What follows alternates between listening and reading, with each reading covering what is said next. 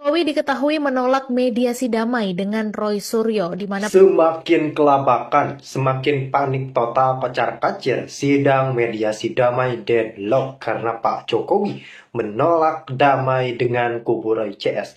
Ini adalah sebuah tindakan tepat, tegas, dan luar biasa dari Pak Presiden ke-7 kita, Pak Joko Widodo. Karena rekan-rekan, ketika Pak Jokowi menyetujui proposal perdamaian kemudian mencabut gugatan, itu sama saja dengan menghentikan proses hukum dari skandal tudingan ijazah palsu Pak Jokowi. Tetapi Pak Jokowi akhirnya mengambil sikap dan langkah tegas dengan menolak mediasi damai, menolak mencabut gugatan, dan tentu saja proses hukum Roy Panji CS ini semakin rampung. Maka dari itu mungkin rekan-rekan menyaksikan kok Roy CS ini semakin menjadi-jadi, semakin menggila-gila karena rekan-rekan mediasi ataupun proposal damainya ditolak mentah-mentah oleh Pak Presiden ke-7 kita yakni Pak Joko Widodo. Maka dari itu Roy CS mencari pelampiasan lain yakni semakin membabi buta menyerang Pak Jokowi, menyerang dan menggugat ijazah Wapres, tetapi itu sama saja dengan memperberat vonisnya. Jadi istilah kata posisi Roy Panji ini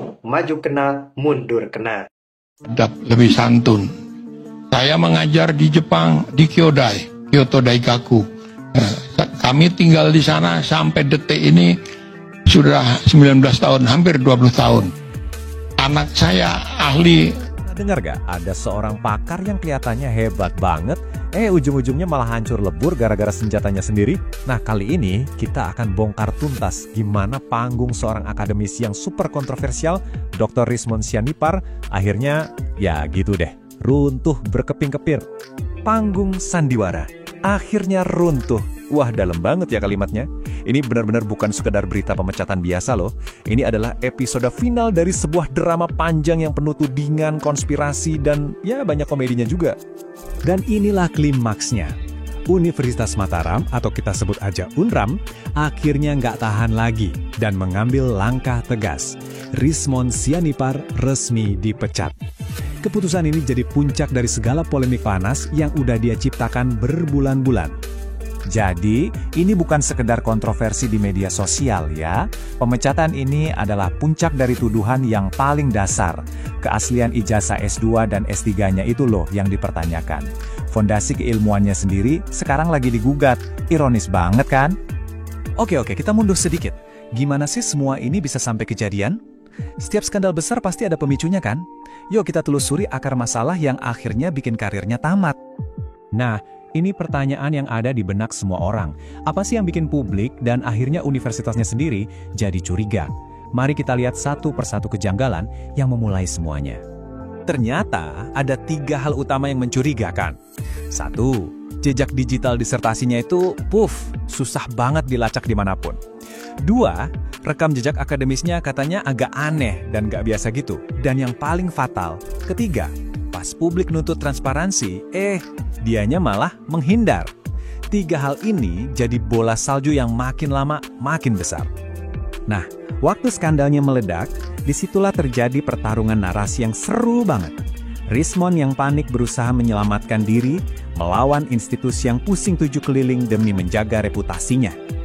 Di sini kita bisa lihat 2 kubu yang saling berhadapan. Kubu Rismon tentu saja membangun narasi kalau dia ini korban. Katanya ini serangan terkoordinir konspirasi buat menjatuhkan dia. Klasik lah. Di sisi lain, Universitas Mataram ya jelas pusing. Mereka harus bertindak buat melindungi nama baik kampus dari drama yang dibikin sama salah satu dosennya sendiri. Pada akhirnya, UNRA mengambil jalan aman. Dengan mecat Rismon, mereka seolah-olah bilang, udah ya, ini bukan masalah kami lagi. Sekarang semua beban pembuktian ada di pundak Rismon sendiri. Silahkan berjuang sendirian. Dan sampailah kita di bagian paling seru dari cerita ini. Sebuah pelajaran berharga tentang gimana senjata bisa makan tuan. Kita sebut saja efek bumerang. Sesederhana ini, sosok yang dikenal paling vokal, paling getol mempertanyakan keaslian ijazah orang lain, sekarang malah jadi pihak yang keasliannya paling dipertanyakan. Plot twist yang luar biasa kan? Jadi gimana bumerang ini bekerja? Gini ceritanya. Langkah pertama, Rismon membangun panggung dengan cara menyerang ijazah tokoh publik. Langkah kedua, publik yang nonton ternyata pinter. Mereka pakai metode yang persis sama buat nyerang balik dia. Dan hasil akhirnya, ya gitu deh, dia kehilangan satu-satunya hal yang bikin dia didengar, status akademisnya. Kutipan ini pas banget buat nutup bagian ini. Senjata yang dulu dia bangga-banggakan buat menyerang orang lain, sekarang malah jadi senjata yang menghancurkan karirnya sendiri. Kena telak. Oke, jadi setelah pemecatan ini, apa yang tersisa? Mari kita lihat konsekuensi jangka panjang dari runtuhnya panggung sang pakar ini. Kerugian yang dia alami bisa dibilang total. Jabatan akademisnya 100% hilang. Perisai institusi yang selama ini melindunginya lenyap juga. Dan yang paling parah, kredibilitasnya di mata publik hancur lebur. Angkanya jelas banget, 0. Tanpa afiliasi universitas manapun, dia kehilangan panggung resminya untuk bicara dengan otoritas sebagai seorang pakar. Dan inilah poin krusialnya, mau dia ngomong atau analisis apapun di masa depan, orang akan selalu teringat sama skandal ini. Statusnya kini, dia cuma jadi seorang komentator independen dengan masa lalu yang penuh tanda tanya besar. Kita akhiri pembahasan ini dengan sebuah pertanyaan reflektif. Kasus ini bukan cuma soal Rismond, tapi juga tentang siapa yang kita anggap pakar. Saat panggung seorang ahli runtuh, apa sih yang tersisa dari kata-katanya? Dan siapa lagi yang harus kita pertanyakan? Coba direnungkan. Terima kasih sudah menyimak. Berdasarkan hasil gelar perkara tadi malam, maka terhadap laporan polisi yang pertama, pelapornya adalah Saudara Insinyur HJW. Dalam proses penyelidikan yang sudah dilakukan, dalam gelar perkara disimpulkan, ditemukan ya, hasil penyelidikan sudah ditemukan dugaan peristiwa pidana sehingga perkaranya ditingkatkan ke tahap penyidikan. Itu untuk laporan polisi yang pertama dalam peristiwa yang dugaan pencemaran nama baik. Kemudian dalam 3 laporan selanjutnya, dalam kelompok kedua kan ada 5 laporan ya. 5 laporan ini terbagi 2. Soalnya ada yang dicabut. Yang 3 juga dalam hasil penyelidikannya ditemukan dugaan peristiwa pidana sehingga perkaranya dapat naik ke tahap penyidikan. Kemudian di bagian yang kedua ada 2 laporan yang akan segera diberikan kepastian hukum mengingat pelapornya mencabut laporan polisi dan tidak hadir dalam undangan klarifikasi. Bisa dipahami ya. Jadi ada 2 peristiwa besar. Yang pertama pencemaran nama baik itu ada pelapornya, itu naik penyidikan. Kelompok kedua penghasutan dan undang-undang ITE, 3 laporan naik penyidikan, 2 laporan akan segera diberikan kepastian hukum karena pelapornya mencabut laporan polisi dan tidak hadir dalam undangan klarifikasi. Itu rekan-rekan. Sekarang kita juga sudah harus menerima hasil pemilu kan, ya beri kesempatan para pejabat kita ini bekerja. Tugas kita memang mengawasi dan mengkritisi, tapi bukan penyesatan informasi gitu. Penyesatan informasi ya. Yang nggak penting menurut saya kalau dibahas yang dulu-dulu. Toh jelas gitu. Lulus dari universitas di luar negeri itu lebih sulit loh daripada di universitas di Indonesia. Lihat aja IPK sekarang di Indonesia yang cum laude berapa persen. Lebih gampang. Di luar negeri kayak tadi saya bilang nggak bisa sok-sok ngebaik-baikin dosen bawa apel bawa jeruk ke rumahnya, nggak ada. Orang nanya aja, kenapa kamu nggak nanya di kelas, digituin. Iya. Di sini kan banyak yang cari muka juga sama dosen ya. Makanya kalau mau mempertanyakan lulusan, maaf ya gitu, saya bukannya nggak nasionalis, justru saya nasionalis, saya concern. Kita lihat di luar negeri bisa integritasnya kayak gitu, ayo dong kita bisa integritasnya kayak gitu juga. Tapi untuk saat ini mohon maaf, integritas ini PR banget. Nah kalau Forum Keadilan, kanal yang harus disebut adalah kanal Refli Harun. Dia ini sebenarnya pernah jadi staf ahli Presiden Jokowi pada 2014, lalu jadi komisaris di Jasa Marga 2015 sampai 2018 dan komisaris utama Pelindo 1 2018 sampai 2020. Tapi sejak di masa kepresidenan Jokowi di periode kedua, Refli nampak menjadi anti Jokowi. Bukan cuma kritis, tapi nampak sangat membenci Jokowi. Sekarang ini kembali terlihat dalam judul-judul podcastnya. 9 hari yang lalu podcastnya berjudul Prabowo diam-diam kudeta Jokowi. Pada hari yang sama ada podcast pula yang berjudul Ini Taktik PDIP Makzulkan Gibran. Juga pada hari yang sama ada yang berjudul Orang Istana Gagalkan Rencana Jokowi. 7 hari yang lalu ada podcast dengan judul Jokowi Sudah Tak Berkutik, Ring Dekat Prabowo Bocorkan Kondisi Sebenarnya. Lantas ada wawancara dengan Roy Suryo pada 7 Agustus dengan judul Tertangkap Basah, Ini Sosok Penting di Balik Ijazah, Siap Bongkar Semua Rahasianya. Pada 9 Agustus ada podcast dengan judul Skenario Jokowi Berujung Petaka, Ketakutan Ditinggal Prabowo, Diam-diam Geng Solo Dikudeta. Pada 9 Agustus juga ada obrolan dengan Said Didu dengan judul Jokowi di Ujung Tanduk, Prabowo tiba-tiba berubah, berbalik arah ke Anies. Pada 10 Agustus ada podcast berjudul Prabowo Jokowi ternyata saling sandera, ada bisik-bisik mau berontak. Tanggal 11 Agustus ini ada juga yang berjudul Rocky Gerung dan Selamat Ginting bocorkan skenario babat habis orang Jokowi di istana. Sebelumnya ada pula video berjudul Jokowi Gibran Panik, Ketakutan Ancaman Prabowo Dasko. Masih ada tayangan-tayangan lain yang sama kerasnya.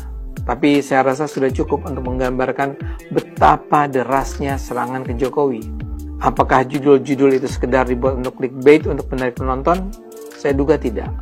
Mereka itu memang dengan sengaja melakukan aksi propaganda untuk menghancurkan Jokowi. Video-video itu ditonton puluhan ribu sampai lebih dari 100.000 orang. Saya bisa bayangkan bagaimana propaganda itu menyetir benak para penonton untuk membenci Jokowi. Di luar Forum Keadilan dan Refli Harun, ada deretan nama kanal lain dengan isi sejenis penuh serangan terhadap Jokowi. Ada kanal Rocky Gerung, kanal Hersu Beno Point, kanal Abraham Samad, kanal Bambang Wijoyanto, kanal Amin Rais, kanal Henry Satrio, kanal Ikrar Nusa Bakti, kanal Akbar Faisal, dan mungkin ada nama-nama lain yang tidak tercatat oleh saya. Apa yang ingin saya katakan di sini adalah saat ini terjadi gerakan bersama untuk menghabisi Jokowi, Gibran, Kaesang, PSI, dan para pendukung Jokowi lainnya. Buat saya sih mereka itu busuk dan pengecut. Tapi buat para pendukung Jokowi, ini adalah medan peperangan sesungguhnya. Kita harus melawannya, bukan dengan menyebarkan kebohongan, melainkan dengan kebenaran. Terpaksa kita tidak boleh diam. Dan saya percaya Tuhan akan selalu melindungi orang-orang yang memperjuangkan kebenaran. Pasti sih melelahkan, tapi memang tak ada pilihan lain yang dapat dilakukan. Ayo gunakan akal sehat, karena hanya kalau kita gunakan akal sehat, Indonesia akan selamat. Jokowi diketahui menolak mediasi damai dengan Roy Suryo, di mana penolakan itu dilakukan Jokowi setelah menerima keluarga alumni UGM atau Kagama Cirebon Raya di Solo pada Kamis 15 Mei kemarin, Tribuners. Jadi ada sebuah akun X bernama @tam878 yang menyebut kalau Kagama ini ditolak mentah-mentah oleh Jokowi. Kemudian Ketua Kagama Cirebon Raya Heru Subagia membenarkan bahwa ada upaya mediasi dengan Jokowi, di mana juga hasil pertemuan dirinya bersama 4 perwakilan Kagama Cirebon dengan Jokowi ini berlangsung di Solo pada Kamis 15 Mei sore kemarin. Dan Heru menyebut bahwa pertemuan ini berlangsung hangat dan juga diterima baik oleh Jokowi, dan ditegaskan kalau pihaknya menyampaikan 3 poin utama dalam audiensi itu, salah satunya terkait isu ijazah Jokowi. Heru mengatakan bahwa fokus pembahasan adalah upaya mediasi antara Jokowi dengan sejumlah pihak yang sering mengkritisi keabsahan ijazah Jokowi seperti Roy Suryo, Rismon Sianipar, dan juga Dr. Tifa.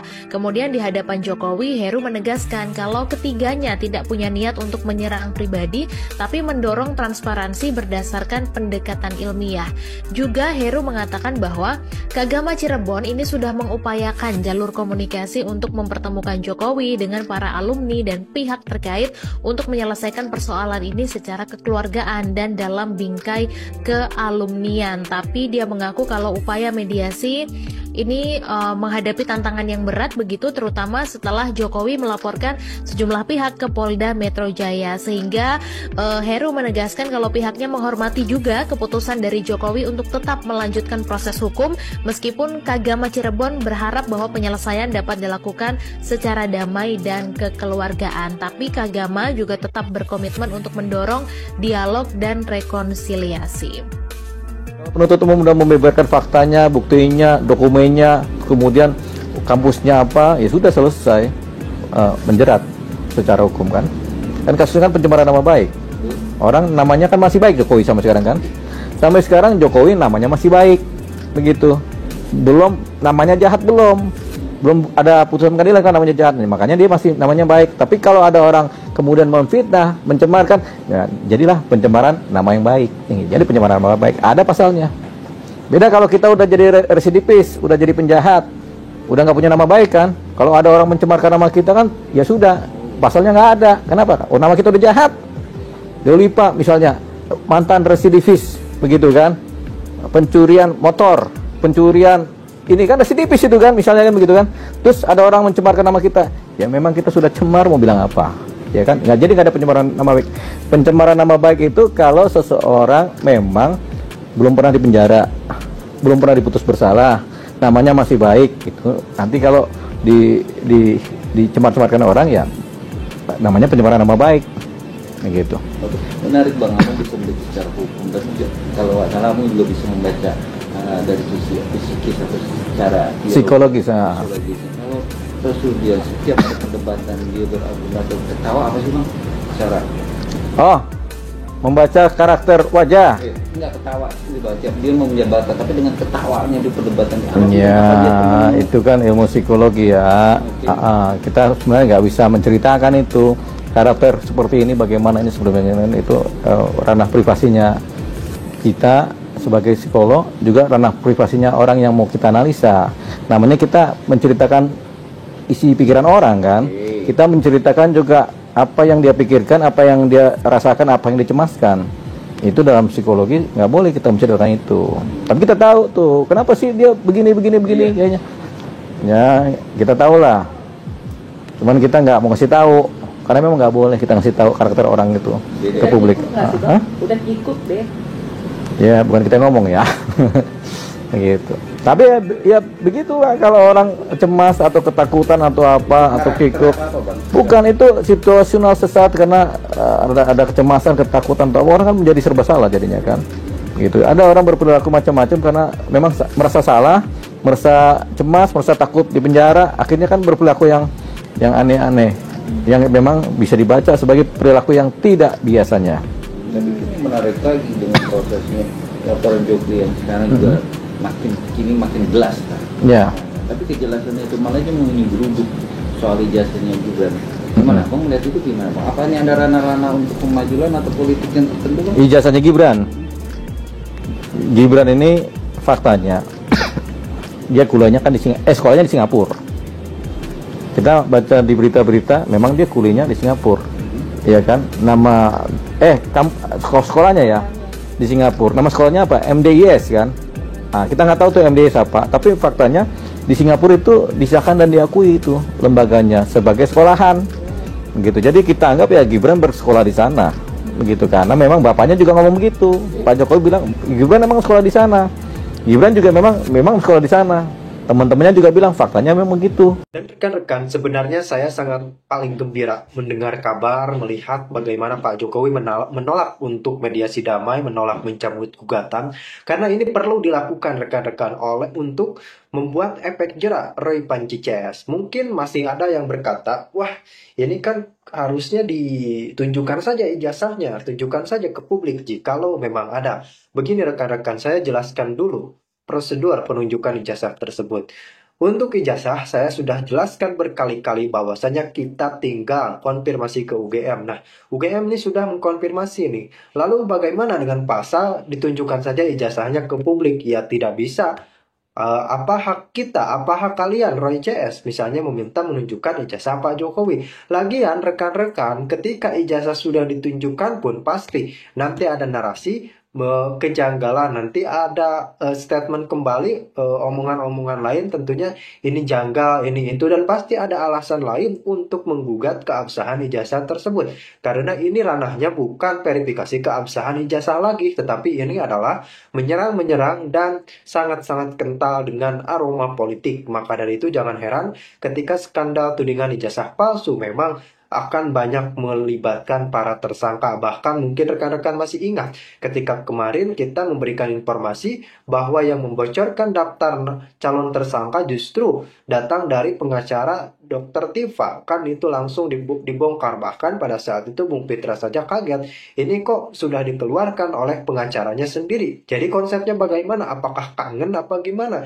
Masuk sel, nah logik gitu kan rekan-rekan. Tetapi yang harus diperhatikan dari sidang ini adalah yang paling krusialnya keputusan ada di Pak Jokowi. Jadi kalau Pak Jokowi menolak mediasi damai, Pak Jokowi menolak mencabut gugatan, maka dari itu proses hukum akan segera rampung dan para tersangka ditahan. Kemudian para penuding ijazah palsu menemukanlah setidaknya efek jera untuk beberapa waktu ke depan untuk tidak membuat kegaduhan. Bayangkan ketika mereka berbuat gaduh sangat-sangat gagah, sangat-sangat luar biasa dalam menghina mencaci maki Pak Jokowi, tetapi ketika sudah dilaporkan balik mereka teriak-teriak kriminalisasi.